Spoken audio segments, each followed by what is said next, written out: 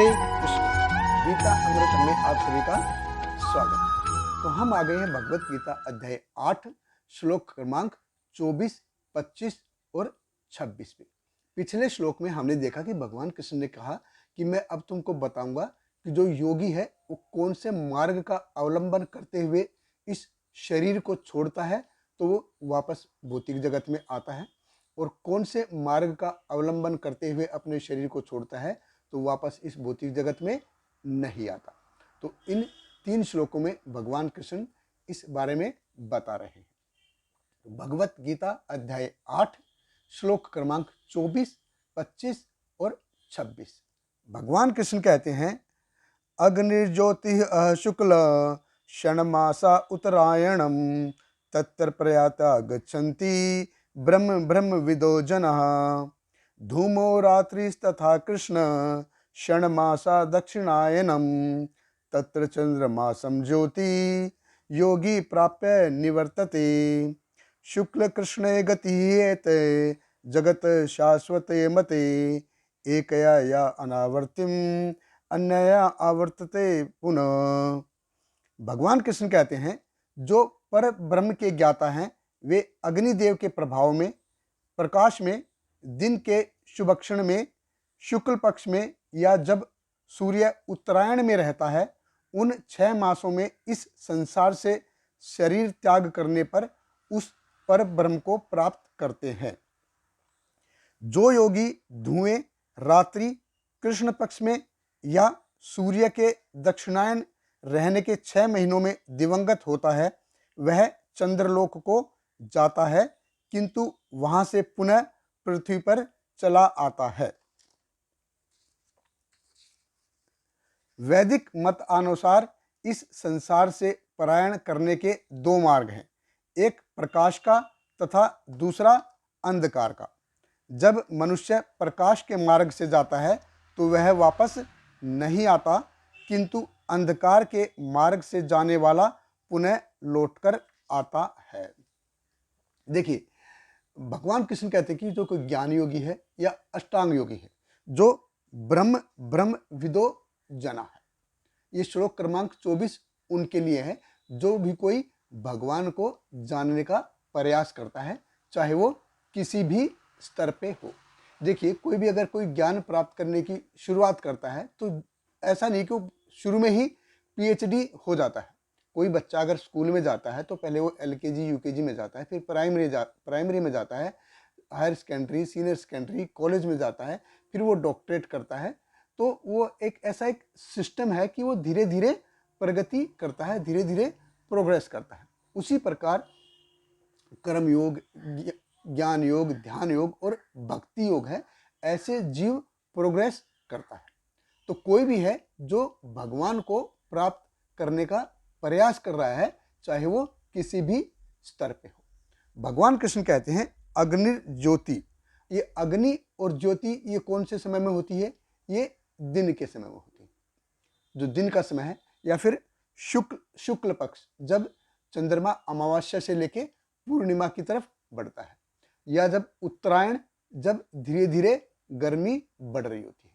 तो इन 3 चीजों में जो ब्रह्मविद विदो जना है, इन 3 चीजों में या तो दिन में या शुक्ल पक्ष में या उत्तरायण में अपने शरीर का त्याग करता है तो वो भौतिक जगत को वापस नहीं आता।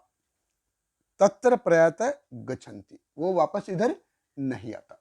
श्लोक क्रमांक 25 है जो कर्मी लोगों के लिए है कि जो रात्रि में, दक्षिणायन में या कृष्ण पक्ष में जब चंद्रमा की गति पूर्णिमा से लेके अमावस्या तक होती है, अगर वो ऐसे समय में अपने शरीर का त्याग करता है तो तत्र चंद्रमसम ज्योति ज्योतिर्योगी प्राप्य, तो वो क्या है? वो चंद्र लोक को जाता है और वहां पे 10,000 दैवी वर्षों तक भोग करता है। लेकिन क्या होता है? निवर्तते, वो वापस इस भूलोक पे आ जाता है।